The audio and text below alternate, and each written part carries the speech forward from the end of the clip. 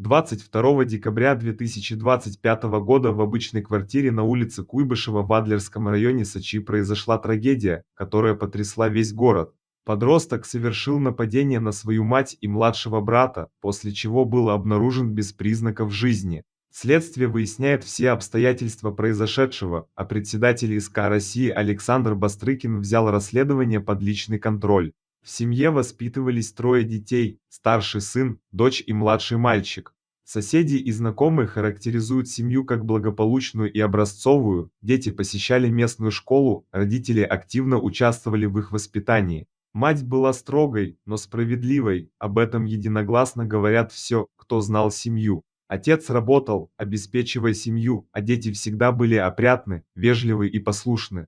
Младший мальчик и сестра были воспитанными и примерными, никогда не создавали проблем ни в школе, ни во дворе. Знакомые семьи рассказывают, что родители тщательно контролировали, чем занимаются дети. Телефон дочери получила только после 7 класса, когда сама на него накопила. Доступ к социальным сетям был ограничен, родители опасались негативного влияния интернета на подростков. Старший сын разительно отличался от брата и сестры, отмечают те, кто знал семью. В последние месяцы он находился на домашнем обучении, что существенно сократило его социальные контакты и общение со сверстниками. Подросток не состоял на учете в полиции и ранее не привлекался к ответственности, формально он был примерным ребенком. Однако в последнее время его поведение начало меняться, юноша стал поздно возвращаться домой, появлялся в состоянии алкогольного опьянения, все больше дистанцировался от семьи. Главной темой семейных ссор стала татуировка, которую подросток сделал себе вопреки категорическому запрету родителей.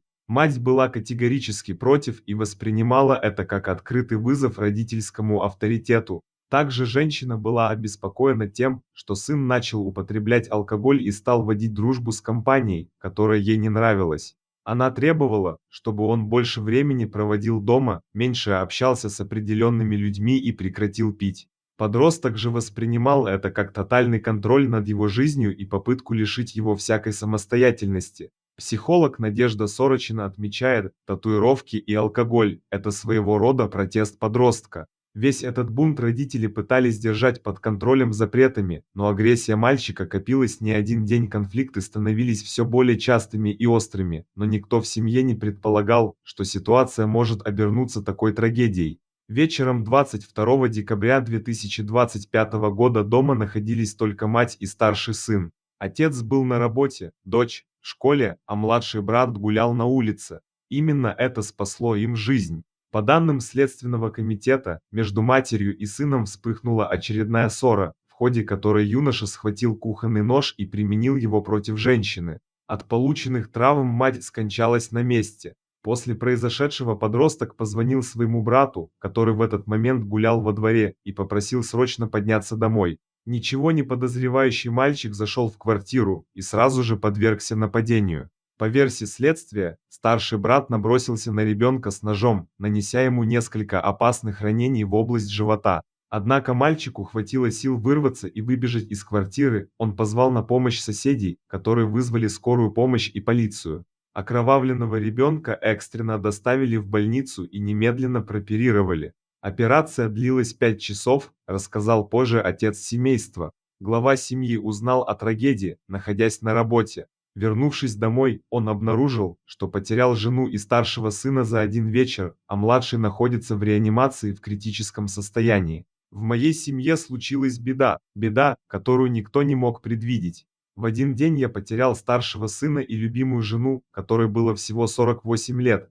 написал мужчина в своем обращении. Он попросил всех молиться за здоровье младшего сына, который хоть и пришел в себя после операции, но по-прежнему очень слаб. Дочь также узнала о случившемся, уже будучи вне дома, девочка находилась в школе и случайно избежала участи младшего брата. Психологи отмечают, что всем выжившим членам семьи теперь потребуется длительная психологическая помощь. Мальчик находится в реанимации, его состояние оценивается как стабильно тяжелое.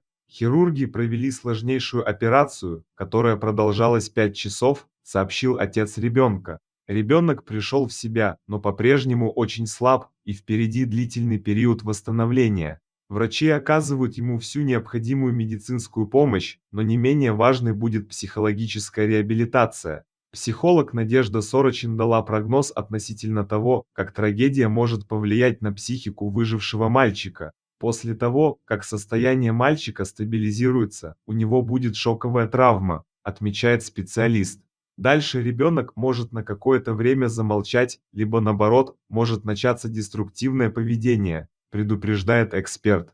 По мнению психолога, мальчик может уйти в отрицание происходящего как защитный механизм психики. Сейчас важно уделить внимание психологическому состоянию выжившего, позволить ему прожить утрату мамы и смириться с трагедией, подчеркивает Надежда Сорочин. Специалисты говорят, что ребенку потребуется долгая работа с психологами, чтобы справиться с полученной травмой. Когда правоохранители прибыли по адресу на улицу Куйбышева, они обнаружили тело подростка без признаков жизни. Обстоятельства его смерти устанавливаются в рамках расследования. Назначена судебно-медицинская экспертиза, которая должна определить точную причину смерти юноши, а также наличие в его организме алкоголя, наркотических или психоактивных веществ.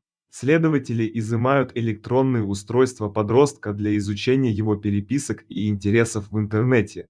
Следственный комитет по Краснодарскому краю возбудил уголовное дело по части 1 статьи 105 УК РФ «Убийство» и части 3 статьи 30 пунктом А, в части 2 статьи 105 УК РФ «Покушение на убийство двух и более лиц».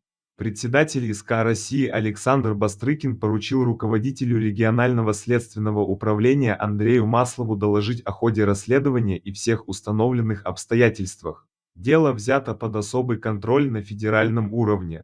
Следователи проводят допросы всех родственников, соседей, знакомых семьи, педагогов, пытаясь восстановить полную картину событий и выяснить, что именно привело к трагедии. Назначен комплекс судебных экспертиз, включая психолого-психиатрическую экспертизу. Жители дома на улице Куйбышева отказываются говорить с журналистами, все находятся в состоянии шока. Дверь в подъезд никто не открывает, люди не хотят обсуждать произошедшее. Соседи из ближайших домов рассказывают, что семья была образцовой, дети ходили в школу, не создавали проблем, родители были внимательными и заботливыми. Никто не мог предположить, что за закрытыми дверьми копится такое напряжение. Родители учащихся местной школы находятся в шоке, многие узнали о трагедии только утром 23 декабря. Педагоги отказываются комментировать ситуацию, ссылаясь на то, что следствие еще продолжается. Эта история стала поводом для общественной дискуссии о том, как правильно выстраивать отношения с подростками. Психологи предупреждают, жесткие запреты без объяснений могут привести к обратному эффекту. Подростковый возраст – это период, когда ребенок пытается обрести самостоятельность, объясняют эксперты. Если родители реагируют только запретами и контролем, не пытаясь услышать ребенка, агрессия может копиться долго и однажды вырваться наружу. Специалисты советуют родителям обращать внимание на тревожные сигналы, резкая замкнутость, перепады настроения, потеря интереса к учебе, появление новых компаний, употребление алкоголя, увлеченность определенными интернет-сообществами. Важно не только контролировать, но и сохранять доверительный диалог с ребенком. Если ситуация выходит из-под контроля, необходимо вовремя обращаться к психологам, это может предотвратить непоправимое. История в Сочи напоминает о том, как хрупки семейные отношения и как важно вовремя замечать, что происходит с близкими. Конфликты из-за татуировок, компаний, образа жизни – это лишь видимая часть айсберга, за которой скрываются более глубокие проблемы. Психологи подчеркивают, если в семье накапливается напряжение, если подросток чувствует, что его не слышат и не понимают, если родители выбирают только запреты вместо диалога, это путь в никуда. Трагедия на улице Куйбышева могла бы не случиться, если бы в семье был открытый разговор вместо нарастающего конфликта. Сейчас отец и двое оставшихся детей пытаются справиться с утратой, а следствие продолжает устанавливать все обстоятельства произошедшего. Впереди долгий путь восстановления, и физического, и психологического.